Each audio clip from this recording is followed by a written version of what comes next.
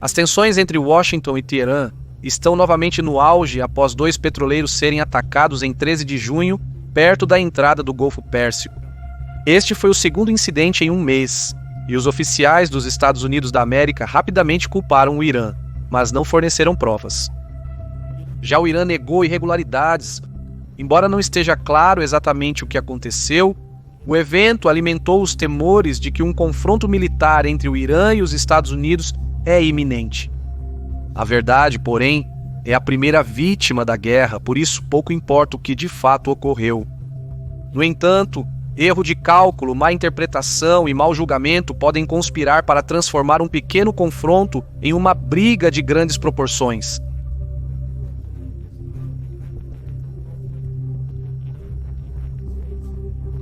O precedente mais relevante para um conflito americano-iraniano foi o jogo de guerra Desafio do Milênio de 2002, que colocou os Estados Unidos contra o Irã.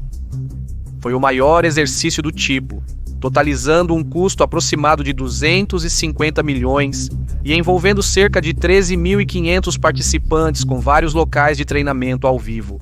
2 dias após o início da simulação, a equipe iraniana enviou 19 navios dos Estados Unidos da América, incluindo um porta-aviões, para o fundo do Golfo Pérsico. Na vida real, isso teria resultado na morte de cerca de 20.000 soldados americanos. O que aconteceu foi que o general que liderava a equipe iraniana adotou uma estratégia assimétrica e usou métodos antigos para evadir a rede de vigilância americana, como mensageiros de motocicleta, barcos civis camuflados, lanchas kamikazes, mensagens codificadas, etc. O jogo de guerra foi criado para testar futuras tecnologias militares, mas terminou em humilhação.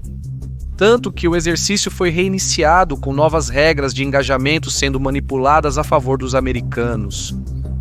À medida que o autêntico jogo de guerra se tornou um evento roteirizado, o líder da equipe iraniana renunciou, alegando que o propósito do jogo de guerra era reforçar as noções existentes de supremacia americana, em vez de servir como uma experiência de aprendizado.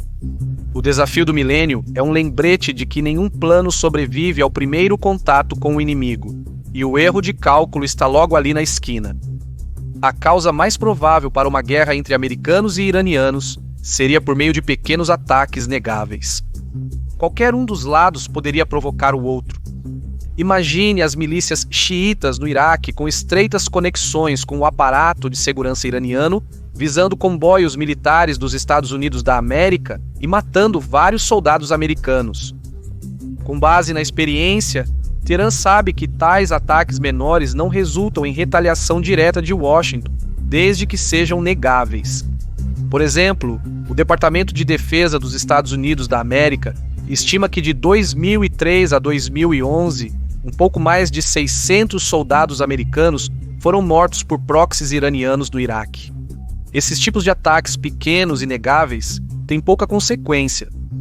É apenas quando os políticos decidem avançar com objetivos políticos que tais eventos são usados para justificar ações. Em nosso cenário imaginário, os Estados Unidos enviam porta-aviões, navios de guerra, bombardeiros de longo alcance e baterias de mísseis para o Golfo Pérsico para tranquilizar seus aliados.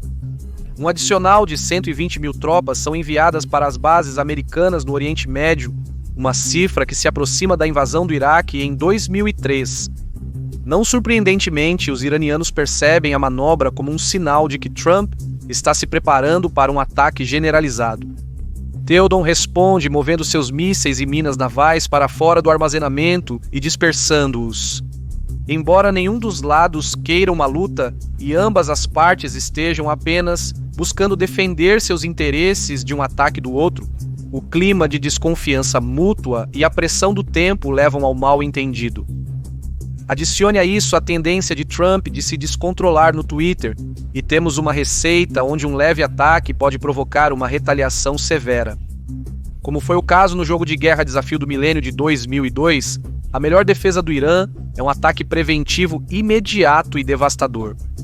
Sabendo disso, os americanos decidem antecipar o ataque preventivo do Irã. Assim, o Pentágono usa seus ativos aéreos e navais existentes no Oriente Médio para atingir portos navios e instalações de treinamento ao longo da costa iraniana. A operação se assemelha aos ataques aéreos dos Estados Unidos da América na Síria em 2017 e 2018, limitados a algumas dezenas de missões. Imediatamente após o ataque, Trump comunica através de canais públicos que a incursão foi um ataque único e que, se o Irã recuar, não haverá mais consequências. Idealmente, a liderança iraniana recua e as coisas terminam ali. Mas desta vez é diferente. Os oponentes políticos do presidente Rouhani o criticam por ser fraco enquanto sua aprovação despenca. Ele é forçado a agir e demonstrar sua determinação. Para isso, a liderança iraniana tem uma ampla gama de opções, desde forças proxy no Iraque, Síria, Iêmen, Líbano e Afeganistão, até mísseis balísticos que podem atingir postos avançados e bases americanas no Bahrein, Arábia Saudita, Kuwait e nos Emirados Árabes Unidos. Enquanto isso, no âmbito do ciberespaço, a força paramilitar iraniana pode sabotar e desligar uma parte significativa da produção de petróleo saudita. Finalmente, no Golfo Pérsico, mísseis antinavio iranianos, lanchas kamikazes e minas navais sofisticadas podem causar estragos no Estreito de Hormuz, por onde passam cerca de 40% do petróleo transportado por mar no mundo. O menor sinal de pânico faria disparar os preços globais do petróleo e perturbaria a economia mundial, possivelmente até desencadeando a próxima recessão. O ponto é, a guerra assimétrica é a principal força dos iranianos, e eles sabem disso. Em nosso jogo de guerra de pensamento, Teherã opta por retaliação, lançando dezenas de minas navais no Golfo Pérsico e ordenando ataques a tropas, trabalhadores humanitários e diplomatas americanos em todo o Oriente Médio, a fim de salvar a face. Com o aumento das mortes de americanos, o Pentágono sugere uma ação em larga escala. Bolton e Pompeo apoiam o plano e convencem Trump de que é a única ação viável a ser tomada.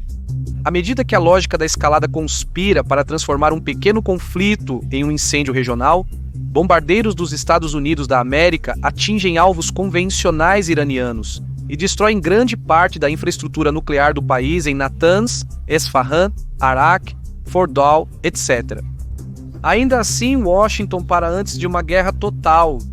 Do outro lado da cerca, no entanto, os iranianos acreditam que estão em guerra total e lançam um poderoso contra-ataque.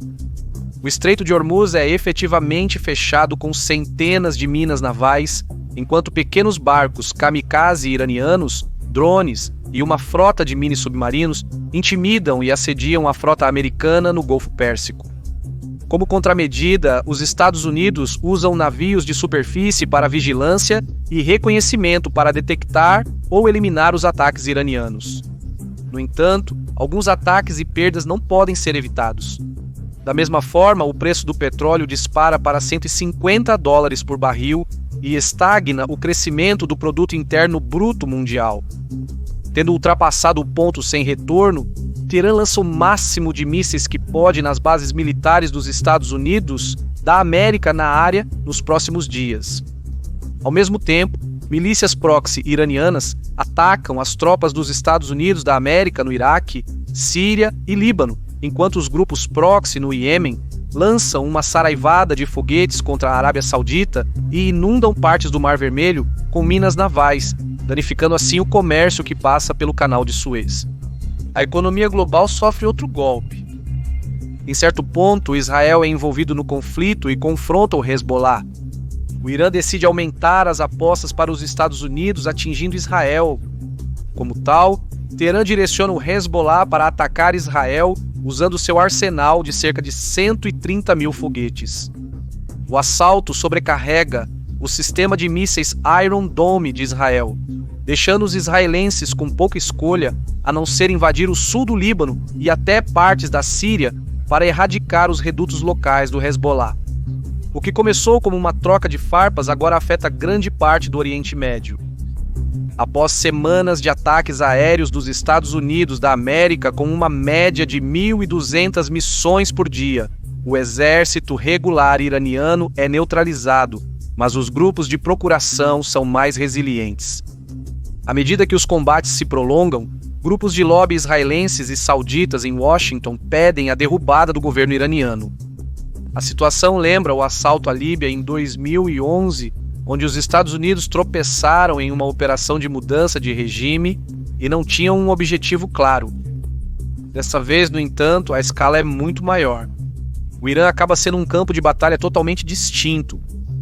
Quase todo o país é montanhoso, o que eleva os custos de uma invasão para trilhões de dólares. Isso sem nem considerar os efeitos desestabilizadores de uma crise de refugiados decorrente de tal destruição. Como tal, ninguém na Casa Branca defende uma ocupação em larga escala. O preço está muito elevado. Em vez disso, o governo dos Estados Unidos da América tenta provocar o colapso da República Islâmica sem ter que invadi-la. No entanto, ao contrário de muitas outras nações do Oriente Médio, o Irã não é uma criação artificial do colonialismo europeu, mas uma civilização antiga cujo nacionalismo é profundo. A maioria dos 82 milhões de cidadãos se reúne sob a bandeira do Ayatollah, incluindo grupos de oposição. Mesmo que, de alguma forma, o governo religioso seja expulso, a facção mais provável a herdar o Estado seria a poderosa Guarda Revolucionária Islâmica, transformando o país em uma ditadura militar. Na pior das hipóteses, uma revolta pública poderia levar a uma guerra civil e à balcanização do Irã. Tais circunstâncias desestabilizadoras criariam refúgios seguros para extremistas, bem como aumentariam o fluxo de refugiados para a Europa. O governo iraniano provavelmente segue no poder, mas como uma nação enfraquecida. E mesmo que os ataques dos Estados Unidos da América à infraestrutura nuclear do Irã tenham atrasado o país por vários anos, o conflito convenceu os iranianos a reiniciar seu programa nuclear e levá-lo ainda mais para o subsolo para construir uma arma nuclear real, um objetivo que até então havia sido abrandado. No geral, os Estados Unidos emergiriam vitoriosos, mas não antes de se envolverem em mais um conflito no Oriente Médio por décadas a fio. Tal compromisso de longo prazo drenaria os recursos de Washington, enquanto concederia à Rússia e à China uma janela de oportunidade para reviver um mundo multipolar. Assim, ironicamente, ao vencer a guerra no Irã, os Estados Unidos provavelmente perderão seu status como a única superpotência mundial. Felizmente, todas as partes envolvidas entendem os perigos e as consequências catastróficas de um conflito em larga escala, especialmente o governo iraniano. Por essa razão, é improvável que ocorra um confronto entre Washington e Teherã. No entanto, a pressão do tempo, o clima de desconfiança, a incerteza da inteligência e a presença de milhares de tropas na região deixam aberta a chance de mal-entendidos e falhas de comunicação, que poderiam transformar um ato insignificante em uma colisão mortal, com resultados devastadores. Sou Shirvan do Caspian Report, seu anfitrião. Um agradecimento especial à nossa comunidade Patreon por viabilizar conteúdos como este e nos permitir operar independentemente. Para se juntar à nossa comunidade com todos os benefícios, acesse patreon.com/Caspian Report. Obrigado por assistir e Sarol.